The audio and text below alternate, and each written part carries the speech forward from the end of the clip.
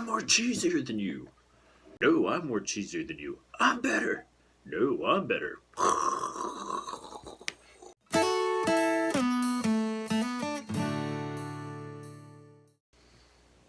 Good evening, everyone, and welcome to another edition of Gouda Goals. I have 2 cheeses tonight that I originally was going to do a long time ago, but some other cheeses got in the way, ended up doing them first, so I'm going to go ahead and get these 2 knocked out so you guys can check these out. So for our first cheese, we have a Vino Rosso red wine cheese. Look at that. Still in the package, but this one has kind of a reddish rind. It says on it that the rind is not edible, so we will be cutting that off. And this is picked up from Aldi's, imported from Italy. So excited to try that cheese out. Then we have the sparkling wine cheese, kind of like a champagne, but you can't really call it champagne unless it's from the area of Champagne. This as well is from Aldi's. The rind is not edible on this, and it is imported from Italy as well. As you can see the flag there. Okay, so here is the Cabernet cheese.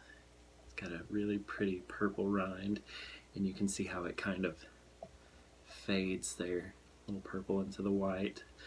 These cheeses are usually soaked right after they're pressed. They soak them in vats of wine. They just drop them in there, and they'll take them out, clean them up, drop them again, clean them up, and the wine actually soaks into the cheese that way.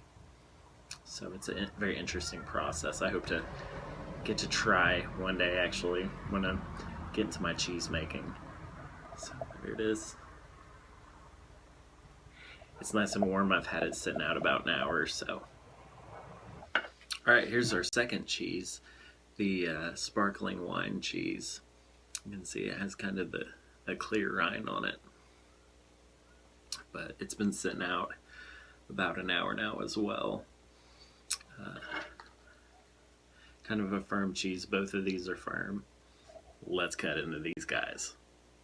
Alright, let's cut into this first one here. I'm going to go ahead and make a little incision next to the rind there, and then we'll cut it that way.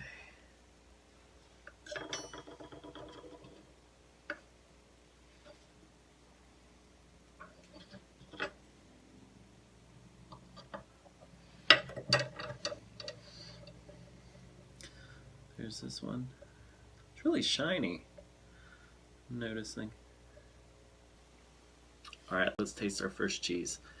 This is the Cabernet.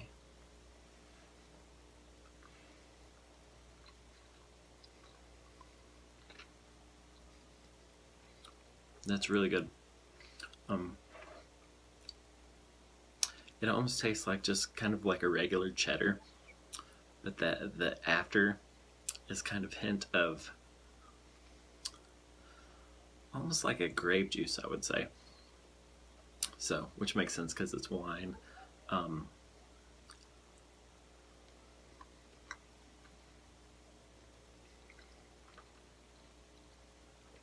This would definitely be one that I would add to a party tray.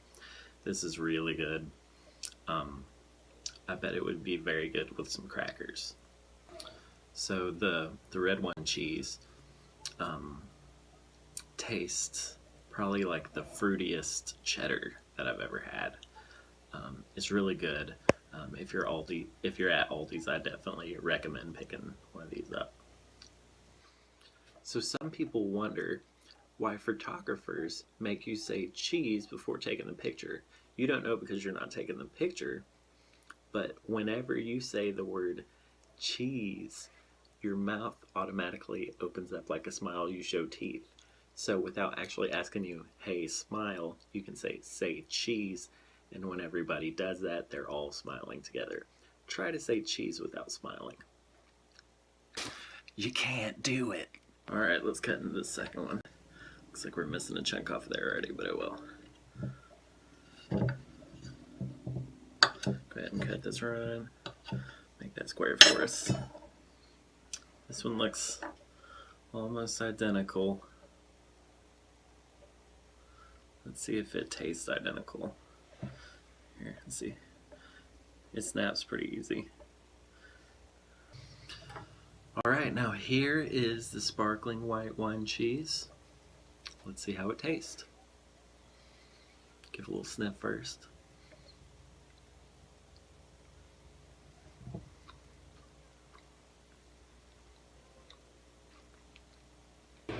So to me, this one actually tastes creamier. And I don't know why that would be. They're the same kind of cheese. I'm not really tasting any champagne, but it's got a tangy aftertaste. Can't really describe it. So the only thing I could really compare this white wine, sparkling wine cheese to is like the citrusy taste after eating like an orange or, you know, something that has a lot of citrus in it. I kind of get a hint of that at the end and the tanginess of it. So both of these cheeses are made with cow's milk, and there's an additive in it. Let me see what it's called.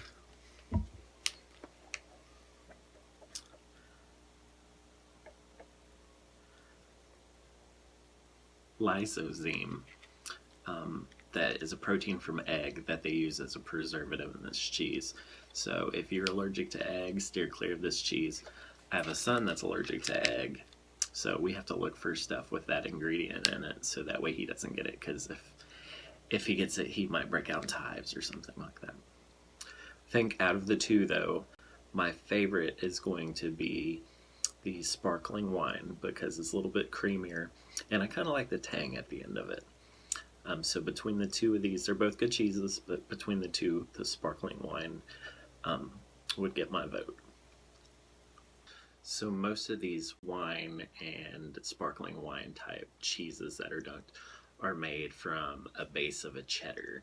So it's just a regular cheddar cheese, a wheel that's been dunked within a vat of wine or whatever you want to flavor it with, and it gives it a cool color on the outside.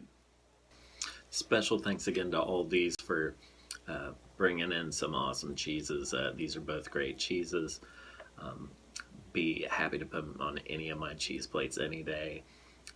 Keep up the good work, Aldis. Thanks everybody for joining me again this evening. If you find yourself in an Aldis, pick up these two cheeses. They're pretty good. Good to have on a plate. Let them sit out for an hour or so before you serve them, though. Definitely a different taste from if they're cold versus if they're warm. And actually on the package it says to leave them sit out for at least 30 minutes before serving, so you get that full flavor of the cheeses. But thank you. If you'd enjoyed this, like, share, and subscribe. Spread it around to your friends, and that's how we'll get more cheese videos coming at you. I hope you guys have a great week. Have a good one. You've heard of mic drop, taking it to a whole new level. Cheese drop.